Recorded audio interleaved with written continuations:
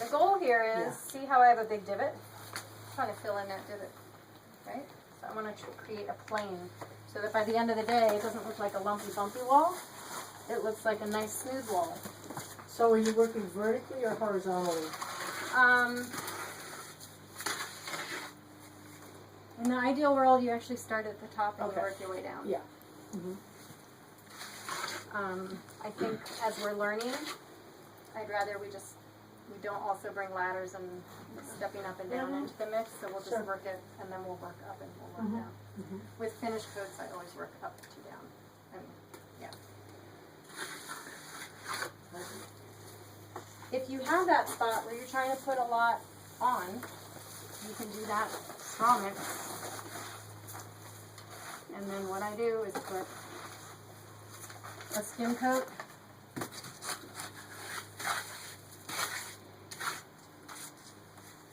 Put in the straw. Right, so now I'm sticking the straw to my skim coat, okay?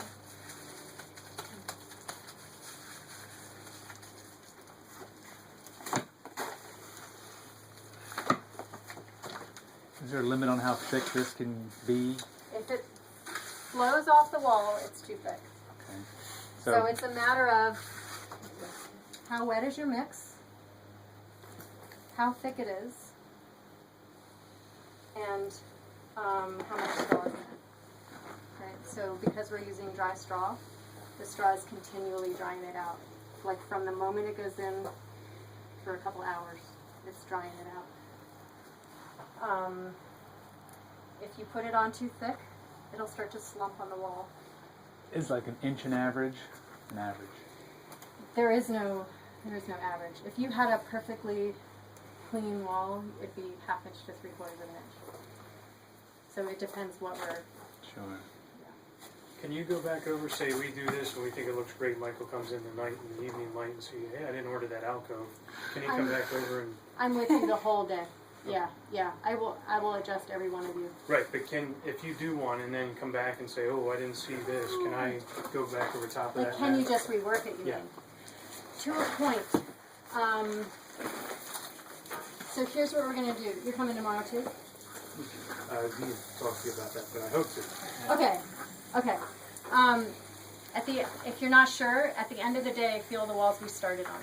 Okay. Okay, and you'll see the difference.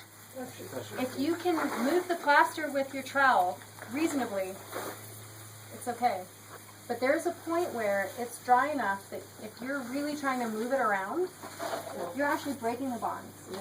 Right? You're breaking the touch and touch apart. But there's other ways that you can smooth it out after the fact. So once it's leather hard, like you can actually take your float and sort of compress and buff with it and even out an area. I mean, can you add, before your finished coat, can you put another coat? You could do a whole nother pass. Okay. Yeah, absolutely. Yeah.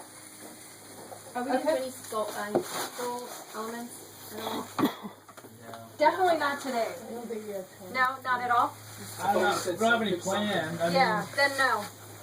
unless something presents itself. So I can show you how to do something that can just plaster flat. Rainbow. Okay. Mushroom, yeah. You see a big can over top of your shower, you know, you need one.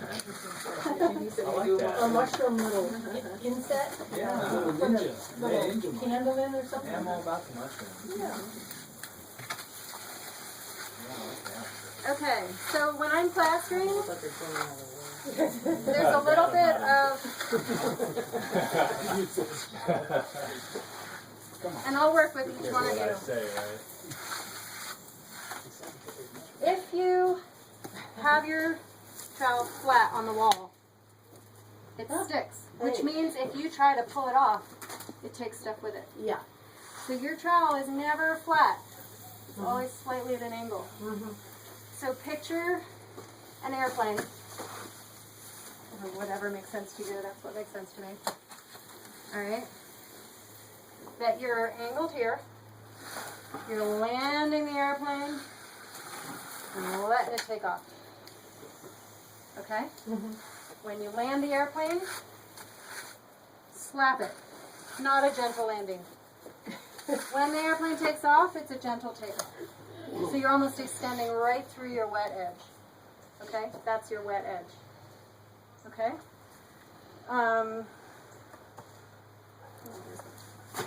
When we hit, Michael, when we do the corners around, are you looking for a more rounded look, or do you want kind of a, especially in that corner, something pretty distinct as I think in general. Inside corners, do you want them to be corners though, or no? Round. Oh, those corners. Yeah. You're asking about there, right? In corners. Yeah, I mean, I would try to keep them a corner. I think naturally they're already got some curve to them. Yeah, but we can make them corners. Nah, I don't want corners. Okay. Okay. Round So house, right? Okay. if you are not working in a big group and you can do discrete areas, it is easier to end a wall at an inside corner, let this wall dry, and then come back and do this wall. Oops. For emphasis. Okay? If you're just doing it all at once, because then you have a clean edge.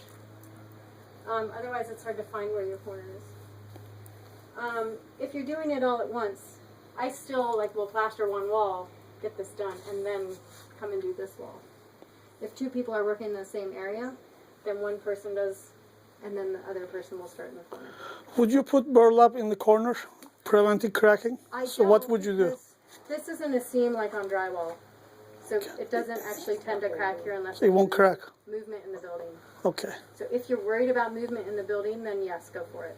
It never hurts to do the burlap, That's what I'm saying. In Yeah. corners. Yeah, okay. Helps. but it's like the big crack spots are here Yes. Yeah. at the tops of windows, although not in Always. Yeah. and where you have dissimilar materials. Those are so inside corners. I've not had a big issue with cracks on inside corners, but it doesn't hurt. That's yeah. Okay. Okay, so when you're putting in the burlap, so this needs to be wet, the plaster you just put on. And what you're doing is embedding the burlap. So I have a bamboo that's right here. I'm just going to do a small piece just so we can start plastering. And gently tapping. With your hand. I use my hand, Yes. yes. And what you want is don't put more plaster on top of the burlap until the burlap looks like it is completely embedded. And I want everyone to actually come around and look at this. The burlap should look one with the plaster. This is the biggest thing to get wrong. So come up close and personal to this one. And I'm going to show you what happens if it's wrong. It looks like this. Can you see this?